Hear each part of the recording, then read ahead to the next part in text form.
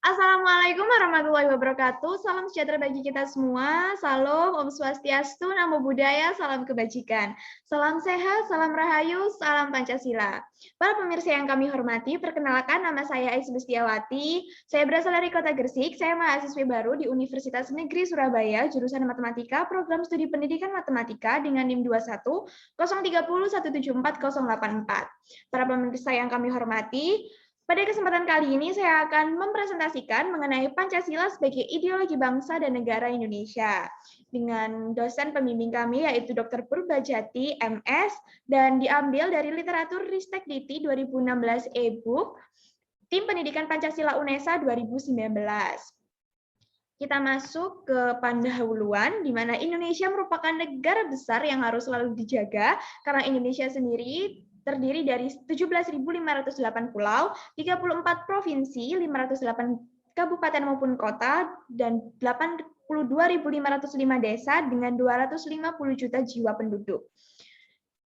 Kemudian kita masuk ke yang materi ketiga, di mana Indonesia merupakan negara demokrasi terbesar ketiga di dunia dan merupakan negara biodiversitas terbesar kedua dunia dan merupakan negara dengan tingkat ekonomi yang tumbuh di 0,7% di tahun 2017 dan di tahun 2025 Indonesia akan diprediksi menjadi negara dengan kekuatan ekonomi terbesar di ASEAN atau di urutan ke-10 terbesar di dunia. Indonesia sendiri memiliki beragam kekayaan di Indonesia, di mana meliputi minyak bumi, gas alam, batu bara, tembaga, emas, beragam kekayaan flora, dan juga fauna yang tersebar di seluruh kepulauan Indonesia. Di antaranya yaitu beruang madu, harimau Sumatera, dan juga gajah tersebar di Kepulauan Sumatera, di Kepulauan Jawa terdapat badak, harimau Jawa, dan juga banteng. Di Kepulauan Kalimantan terdapat orangutan, di Kepulauan Sulawesi terdapat anoa, babi rusa, dan juga burung maleo. Di Bali terdapat komodo, dan di Kepulauan Timur, yaitu di Papua, terdapat burung cendrawasih, burung kakak tua, walabi, dan juga kura-kura. Indonesia merupakan towards the Big Seven, di mana 113 juta pemuda yang terampil itu dibutuhkan. Dalam 10 tahun terakhir dibutuhkan pekerjaan 80% kompetensi STEM. Pada tahun 2018, 30 posisi pekerjaan itu strategis dan membutuhkan kompetensi STEM. Dan Indonesia towards the Big Four, di mana PwC atau PricewaterhouseCoopers merupakan insentif atau investasi yang dimana hal ini memberikan kemudahan untuk melakukan berbisnis. Terdapat juga pengembangan pengguna internet, terdapat perilaku dinamis konsumen, dan juga inovasi merupakan suatu keharusan. Apakah proklamasi kemerdekaan dan kekayaan alam yang kita miliki serta-merta membawa kemakmuran bangsa? Jawabannya iya. Tentu sangat diperlukan. Hal ini diperlukan dalam pengokohan dan penerapan ideologi Pancasila dan menjadi peningkatan kualitas bangsa. Di Indonesia sendiri terdapat beberapa tantangan bagi negara Kesatuan Republik Indonesia yang terdiri dari dua faktor. Faktor pertama yaitu dari dalam negeri, di antaranya adalah yang pertama korupsi, kolusi, dan nepotisme, yang kedua kesenjangan ekonomi, yang ketiga yaitu narkoba, yang keempat radikalisme, intoleransi, dan anti Pancasila, yang kelima yaitu SARA, dan yang keenam disintegrasi bangsa, dan yang terakhir yang ketujuh adalah hoax. Faktor kedua yaitu faktor dari luar negeri, di mana terdiri atas yang pertama invasi atau penguasaan wilayah, yang kedua infiltrasi budaya dan ideologi asing, yang ketiga membanjirnya produk asing, dan yang keempat membanjirnya tenaga kerja asing. Kita masuk ke deskripsi historis radikalisme. Radikalisme sendiri di Indonesia pada tahun 1982 oleh Hizbut Tahrir Indonesia tidak bisa berkembang. Baru bisa berkembang setelah reformasi di tahun 1998. Berdasarkan ketentuan hukum, sudah dibijaksanai oleh pemerintah untuk mengakhiri eksistensinya melalui berbagai aktivitas keormasannya. Deskripsi historis radikalisme atau terorisme di Indonesia sendiri itu banyak sekali. Di antaranya yang pertama ada bom Bali 1 di tahun 2000, yang kedua bom Hotel Marriott di tahun 2002, ada bom Bali ketiga di tahun 2005, yang keempat terdapat bom Tentena pada tahun 2005, yang kelima terdapat bom Solo di tahun 2011 hingga 2012. Kemudian terdapat bom Sarinah di 2016, terdapat bom Cilangkap Jakarta tahun 2018. Kemudian ada bom Sumatera pada tahun 2018 dan terdapat bom Riau di tahun 2018. Hasil studi Saidi atau LIPI terhadap mahasiswa di kampus umum itu terdapat banyak sekali, di antaranya yaitu 4% Indonesia menyetujui negara ISIS, yang 5%-nya ialah mahasiswa. Kemudian yang menyebarkan ideologi tersebut adalah kami, Salafi dan juga HTI. Hasil studi Saidi atau LIPI juga menerangkan terhadap mahasiswa di kampus umum pada tahun 2016, di mana 25% dan 21% guru menyatakan Pancasila itu tidak relevan, dan 84,8% siswa dan 76,2% guru menyatakan setuju dengan penerapan syariat Islam. Terdapat 4 alasan munculnya radikalisme.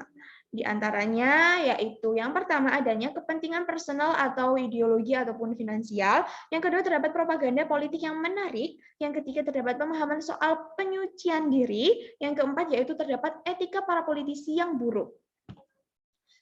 Wahid Institute, yaitu Yeni Wahid, mengungkapkan terdapat survei yaitu sebesar 1.520 responden dengan metode multi-stage sampling didapatkan hasil 0,4% penduduk Indonesia itu pernah bertindak radikal, yaitu sebanyak 600.000 penduduk, dan 7,7% mau untuk bertindak radikal kalau memungkinkan, yaitu sebesar 11 juta penduduk. Penyebaran radikalisme di medsos dan internet itu meliputi berbagai media, di antaranya yang pertama ada YouTube, yang kedua Facebook, yang ketiga Instagram, yang keempat BBM, yang kelima Twitter, yang keenam WhatsApp, yang ketujuh terdapat video ancaman ISIS, yang kedelapan video propaganda anak, dan yang kesembilan yaitu video hasutan. Kemudian, fakta ini merupakan indikator minimnya pemahaman terhadap ideologi Pancasila. Dan hal ini dapat membuat generasi muda saat ini semakin individualistis dan tidak mempunyai pegangan di tengah arus informasi global di penghujung milenial 4.0. Tantangan ini harus kita tangkal dengan peneguhan wawasan dan kebangsaan serta ideologi Pancasila sebagai ideologi pemersatu ikatan kita sebagai bangsa Indonesia. Konsep dasar ideologi. Ideologi dianggap sebagai perangkat prinsip pengarahan yang dijadikan dasar serta memberikan arah dan tujuan untuk dicapai dalam melangsungkan dan mengembangkan hidup dan kehidupan nasional suatu bangsa dan negara. Diliput oleh Lemhanas pada tahun 1995. Menurut Sahari Syariati pada tahun 1982, pada halaman 146, ideologi sebagai suatu ilmu tentang keyakinan dan cita-cita yang dianut sekelompok tertentu, kelas sosial tertentu, dan suatu bangsa maupun ras tertentu. Dengan demikian, ideologi dapat dikatakan sebagai sistem paham mengenai dunia yang mengandung teori perjuangan dan dianut kuat oleh para pengikutnya menuju cita-cita sosial tertentu dalam kehidupan. Tim Pendidikan Pancasila UNESA 2019 di halaman 125 hingga 126. Dalam pandangan Ribeiro, pada tahun 1986 di halaman 5, ideologi sebagai suatu paham mengandung unsur-unsur. Di antaranya yang pertama, pandangan yang komprehensif tentang manusia, dunia, dan juga alam semesta dalam kehidupan. Yang kedua, yaitu rencana penataan sosial politik berdasarkan paham-paham tersebut. Yang ketiga, yaitu kesadaran dan pencanangan dalam bentuk perjuangan melakukan perubahan-perubahan berdasarkan paham dan rencana dari ideologi tersebut. Yang keempat, terdapat usaha mengarahkan masyarakat untuk menerima ideologi tersebut yang menuntut loyalitas dan keterbatasan bagi para pengikutnya. Yang kelima, yaitu usaha memobilisasi seluas mungkin para kader dan massa yang akan menjadi pendukung ideologi tersebut. Tim Pendidikan Pancasila UNESA 2019 di halaman 126. Bahkan di tahun 1984 secara ekstrim menyatakan bahwa ideologi menggambarkan penolakan sistem yang lain. 3 unsur utamanya yaitu yang pertama, adanya penafsiran atau pemahaman terhadap kenyataan, di mana kenyataan yang dianggap benar setidaknya bagi para penganutnya. Yang kedua yaitu memuat seperangkat nilai dan keyakinan moral, di mana seperangkat nilai itu akan mengatur serta menata kondisi masyarakat. Yang ketiga yaitu memuat orientasi pada suatu tindakan, di mana hal ini mengandung makna bahwa ideologi bukan hanya sekedar penafsiran semata, akan tapi juga merupakan pedoman untuk mewujudkan nilai maupun keyakinan moral. Oleh karenanya, ideologi harus memiliki suatu interpretasi etika maupun retorika. Diambil dari Tim Pendidikan Pancasila UNESA pada tahun 2018 di halaman 126 hingga 127. Dimensi ideologi dibagi menjadi 3. Yang pertama yaitu realitas, di mana realitas ini mencerminkan kemampuan ideologi untuk mengagregasikan dan mengadaptasikan nilai-nilai yang hidup dan berkembang dalam masyarakat. Ideologi mencerminkan citra bahwa dirinya sama dan sebangun atau identik dengan realitas yang ada dalam suatu masyarakat. Yang kedua yaitu idealisme, di mana kadar atau kualitas idealisme yang terkandung di dalamnya mampu untuk menggugah harapan, optimisme, serta motivasi bagi para pendukungnya sehingga gagasan pokok vital yang terkandung di dalamnya benar-benar diyakini pasti dapat terwujud dalam kenyataannya. Kemudian yang ketiga ada fleksibilitas, di mana fleksibilitas ini mencerminkan suatu kemampuan ideologi dalam mempengaruhi sekaligus menyesuaikan diri dengan pertumbuhan dan perkembangan masyarakat.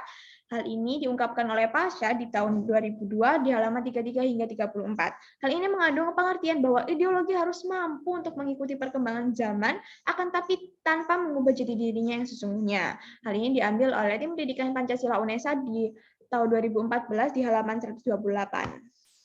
Ideologi Pancasila di tengah ideologi lain, ideologi liberalisme. Ideologi liberalisme berpangkal pada analogis bahwa manusia pada hakikatnya ialah sebagai makhluk individu yang bebas. Manusia sebagai individu memiliki potensi dan senantiasa berjuang untuk dirinya sendiri. Dalam pengertian inilah, maka dalam hidup bermasyarakat, bersama akan menyimpan potensi konflik. Manusia akan menjadi ancaman bagi manusia lainnya, sehingga manusia harus membuat suatu perlindungan bersama. Negara yang pertama kali memulai timbulnya liberalisme ialah negara Inggris. Yang kedua, terdapat ajaran liberalisme yang bertolak belakang dari hak asasi manusia yang melekat pada manusia sejak lahir dan tidak dapat diganggu-gugat oleh siapapun kecuali dengan persetujuannya. Hak asasi tersebut memiliki nilai-nilai dasar atau intrinsik, yaitu kebebasan individu secara mutlak, kebebasan mengejar kebahagiaan hidup di tengah kekayaan material yang melimpah dan dicapainya dengan bebas. Hal ini diambil oleh Tim Pendidikan Pancasila UNESA 2019 di halaman 139. Paham liberalisme tentu sangat bertolak belakang dengan Pancasila. Tentu saja kebebasan yang sebebas-bebasnya itu tidak sesuai dengan Pancasila yang memandang manusia sebagai makhluk Tuhan, yang mengemban tugas sebagai makhluk pribadi dan sekaligus makhluk sosial, sehingga dalam kehidupan bermasyarakat wajib untuk menyelaraskan kepentingan-kepentingan pribadinya dengan kepentingan masyarakat dan haknya, agar selalu dikaitkan dengan kewajibannya terhadap masyarakat. Di Pendidikan Pancasila UNESA 2019 di halaman 140. Ideologi Pancasila di tengah ideologi lain, yaitu ideologi sosialisme komunis. Tokoh utama yang mengajarkan komunisme ialah Karl Marx pada tahun 1818 hingga 1883, di mana tokoh sosialis revolusioner yang banyak menuliskan naskah di bidang sosial dan ekonomi. Masyarakat yang dicita-citakan komunis ialah masyarakat komunis dunia yang tidak dibatasi oleh kesadaran nasional. Hal ini bertolak belakang dengan ajaran Pancasila, di mana secara tegas Pancasila menyatakan bahwa nasionalisme yang dijuai oleh kemanusiaan yang adil dan juga beradab. Masyarakat komunis masa depan ialah masyarakat tanpa kelas yang dianggap akan memberikan suasana hidup yang aman, tentram, dan tidak adanya hak milik pribadi atas alat produksi dan dihapusnya pembagian kerja. Hal ini diambil oleh Tim Pendidikan Pancasila UNESA pada tahun 2019 di halaman 140 hingga 141.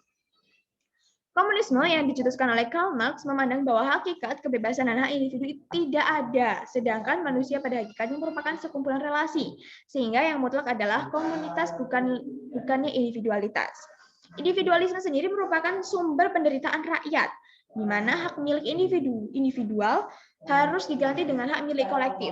Individualisme dapat diganti sosialisme komunis. Oleh karena itu, tidak adanya hak individu, maka dapat dipastikan bahwa menurut paham komunisme, demokrasi individualis itu tidak ada. Yang ada hanyalah hak komunal. Kemudian, dalam masyarakat terdapat kelas-kelas yang saling berinteraksi secara dialektis, di mana kelas kapitalis dan kelas proletar, buruh, walaupun kedua hal tersebut bertentangan namun saling membutuhkan. Kelas kapitalis senantiasa melakukan penindasan atas kelas buruh, proletar. Oleh karena itu harus dilanyapkan. Hal ini dilakukan hanya dengan melalui suatu revolusi, yaitu diambil oleh Tim Pendidikan Pancasila UNESA 2019 di halaman 142. Ideologi Pancasila di tengah ideologi lain. Kita masuk ke ideologi Pancasila. Pada awalnya, secara kausalitas bersumber dari nilai-nilai yang dimiliki oleh bangsa Indonesia, yaitu dalam adat istiadat, serta dalam agama-agama bangsa Indonesia sebagai pandangan hidup bangsa. Oleh karena itu, nilai-nilai Pancasila berasal dari nilai-nilai pandangan hidup bangsa yang telah diyakini kebenarannya. Kemudian diangkat oleh bangsa Indonesia sebagai dasar filsafat negara, kemudian menjadi ideologi bangsa dan juga negara. Manusia menurut Pancasila berkedudukan kodrat sebagai makhluk pribadi dan sebagai makhluk Tuhan yang Maha Esa. Oleh karena itu, nilai-nilai ketuhanan senantiasa menjiwai kehidupan bangsa dalam hidup bernegara. Kebebasan manusia dalam rangka demokrasi ini tidak melampaui hakikat nilai-nilai ketuhanan. Bahkan nilai ketuhanan menjelma membentuk moral dan ekspresi kebebasan manusia. Hal ini diambil dari Tim Pendidikan Pancasila UNESA di tahun 2014 di halaman 199. Ideologi mempengaruhi suatu bangsa di mana dalam mengatasi masalah pada bidang politik, ekonomi, sosial budaya, pertahanan, dan juga keamanan.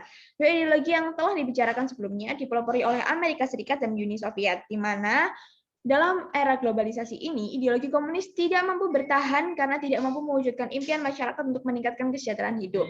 Diambil oleh Tim Pendidikan Pancasila UNESA di tahun 2014 di halaman 200. Ideologi Pancasila. Ideologi Pancasila sendiri merupakan ideologi suatu bangsa yang hakikatnya memiliki ciri khas dan karakteristik masing-masing bangsa, di mana ideologi Pancasila sebagai ideologi bangsa dan negara Indonesia berkembang melalui suatu proses yang panjang. Pada awalnya, secara kausalitas, bersumber dari nilai-nilai yang dimiliki oleh bangsa Indonesia sebagai pandangan hidup bangsa. Ideologi Pancasila mendasarkan pada hakikat sifat kodrat manusia sebagai makhluk individu dan juga makhluk sosial. Selain itu, bahwa manusia menurut Pancasila berkedudukan kodrat sebagai makhluk pribadi dan juga makhluk Tuhan Yang Maha Esa, atau Tim Pendidikan Pancasila UNESA 2019 di halaman 130. Kemudian, Pancasila sendiri merupakan ideologi bangsa Indonesia yang digagas oleh The Founding Father setelah melakukan perenungan yang mendalam dan panjang untuk menyepakati Pancasila sebagai ideologi bangsa dan negara Republik Indonesia, diambil dari Tim Pendidikan Pancasila UNESA 2019 di halaman 130. Proses globalisasi yang terjadi dewasa ini telah membawa dampak yang luas dalam kehidupan manusia. Dampak tersebut tidak hanya dalam bidang budaya, ideologi, dan juga politik, tetapi dalam bidang ideologi kita melihat adanya dua kekuatan ideologi besar, yaitu yang pertama adalah ideologi liberalis, yang kedua yaitu ideologi komunis. Dua ideologi tersebut menjadi kekuatan dunia selama beberapa dekade yang dipelopori oleh Amerika Serikat dan Uni Soviet.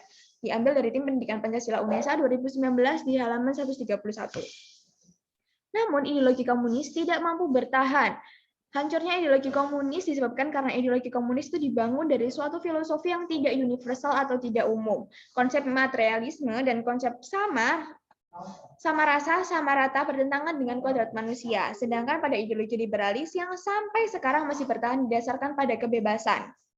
Namun, pada perkembangan selanjutnya, liberalisme itu mengarah pada individualisme, sehingga kepentingan dan hak individu ini lebih untuk ditonjolkan. Diambil dari Tim Pendidikan Pancasila UNESA 2019 di halaman 133. Suatu ideologi akan mempunyai ketahanan jika ideologi tersebut didukung oleh masyarakat bangsanya. Dukungan tersebut akan makin kuat bila ideologi tersebut diyakini kebenarannya. Keyakinan akan kebenaran itu semakin kokoh jika ideologi tersebut memang mengandung kebenaran. Tim Pendidikan Pancasila UNESA 2019 di halaman 133. Kebenaran Pancasila secara filosofis menurut Notonegoro terletak pada hakikatnya yang abstrak namun universal. Umum dan juga universal. Menurut Notonegoro, hakikat Pancasila yaitu kelima nilai yang terkandung dalam Pancasila tersebut berlaku untuk siapa saja, kapan saja, dan juga di mana saja, sebab kelima Pancasila atau kelima nilai tersebut berdasarkan pada kodrat manusia itu sendiri. Menurut Notonegoro, hakikat manusia terdiri dari 3 kodrat, yaitu yang pertama bahwa manusia terdiri dari jiwa raga, yang kedua individu sosial, dan yang ketiga yaitu makhluk pribadi, makhluk Tuhan. Diambil dari Tim Pendidikan Pancasila UNESA di tahun 2019 di halaman 135. Kebenaran Pancasila secara religius bisa dilihat dari hakikatnya juga, di mana hakikat Pancasila yang terdiri dari 5 nilai yang berupa yang ketuhanan, kemanusiaan, persatuan, kerakyatan, dan keadilan yang tidak bertentangan dengan ajaran semua agama. Jika agama diasumsikan sebagai suatu kebenaran, maka Pancasila juga benar. Karena itu, Pancasila mengandung kebenaran secara religius, paling tidak pada sila pertama. Diambil dari Tim Pendidikan Pancasila UNESA di tahun 2019 di halaman 136. Pancasila sebagai ideologi terbuka. Apa maksudnya dalam hal ini? Maksudnya dalam hal ini ialah Pancasila sebagai ideologi merupakan ideologi terbuka dalam arti nilai-nilai Pancasila itu tidak dipaksakan dari luar, melainkan digali dan diambil dari kekayaan rohani, moral, dan juga budaya bangsa Indonesia. Hal ini dinyatakan oleh Franz Magnus Suseno pada tahun 1987. Hal ini menyebabkan Pancasila mampu untuk menyatukan bangsa Indonesia yang terdiri atas berbagai suku, adat, dan kebudayaan serta agama. Berdasarkan persamaan masa lampau dan cita-cita ke masa depan, sebagai ideologi terbuka berarti Pancasila bisa menerima pendapat-pendapat yang hidup dalam masyarakat dan memberikan kesempatan kepada setiap orang untuk dapat memahami serta berpartisipasi dalam pembangunan sebagai pengalaman Pancasila. Di Pendidikan Pancasila UNESA 2019 di halaman 143 hingga 144. Kebenaran Pancasila secara religius bisa dilihat dari hakikatnya juga, di mana hakikat Pancasila yang terdiri dari 5 nilai yang berupa ketuhanan, kemanusiaan, persatuan, kerakyatan, dan keadilan itu tidak bertentangan dengan ajaran agama. Kebenaran Pancasila secara ilmiah bisa dilihat dalam kenyataan hidup sehari-hari bangsa Indonesia. Pancasila bukan hanya dalam kehidupan sehari-hari, tapi juga bisa dilaksanakan oleh setiap manusia. Secara koherensi, kebenaran Pancasila itu bisa dilihat pada susunannya. Jika dilihat dari hukum sebab akibat, yang juga merupakan asumsi ilmu, maka susunan Pancasila juga mengandung kebenaran. Diambil oleh tim MKU Pendidikan Pancasila UNESA 2019 di halaman 136 hingga 137. Kita masuk ke Pancasila ideologi sebagai ideologi terbuka. Sebagai ideologi terbuka, Pancasila berartikan dapat diterima pendapat-pendapat yang hidup dalam masyarakat dan memberi kesempatan kepada setiap orang untuk dapat memahami serta berpartisipasi dalam pembangunan sebagai pengalaman Pancasila. Keterbukaan Pancasila sebagai ideologi menurut Wahyono di tahun 1996 diartikan sebagai diperoleh informasi yang seluas-luasnya tentang Pancasila sehingga dapat memahami dan bebas untuk mendiskusikannya dalam rangka menghayati dan menumbuhkan kemampuan mengamalkannya untuk kesejahteraan sosial. Selain itu, Pancasila sebagai ideologi terbuka juga tidak menolak bahan baru dari kebudayaan asing yang dapat mengembangkan dan memperkaya derajat kemanusiaan bangsa Indonesia. Diambil dari tim MKU Pendidikan Pancasila UNESA 2019 di halaman 144.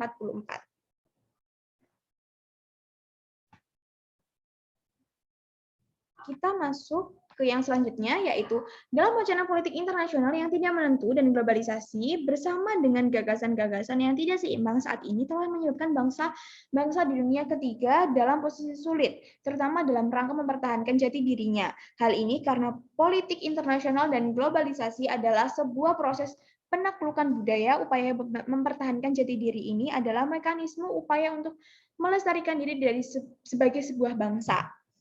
Bangsa yang takluk secara budaya, disukai maupun tidak, akan mengambil budaya penakluk tersebut tanpa melalui sebuah proses kreatif. Diambil oleh Rashid dalam tim Pendidikan Pancasila UNESA 2019 di halaman 144. Dalam menghadapi globalisasi yang ditandai dengan persaingan dan tuntutan demokratisasi yang harus dilakukan bangsa Indonesia agar mampu bersaing dan duduk sejajar dengan bangsa-bangsa yang lain ialah meningkatkan kualitas sumber daya manusia, baik kualitas moral, kualitas sosial, kualitas intelektual. Kualitas moral dan kualitas sosial berkaitan dengan jati diri bangsa. Pembangunan jati diri bangsa bukan hal yang instan, melainkan membutuhkan waktu panjang dan harus dimulai sejak dini, serta dilakukan secara terus-menerus.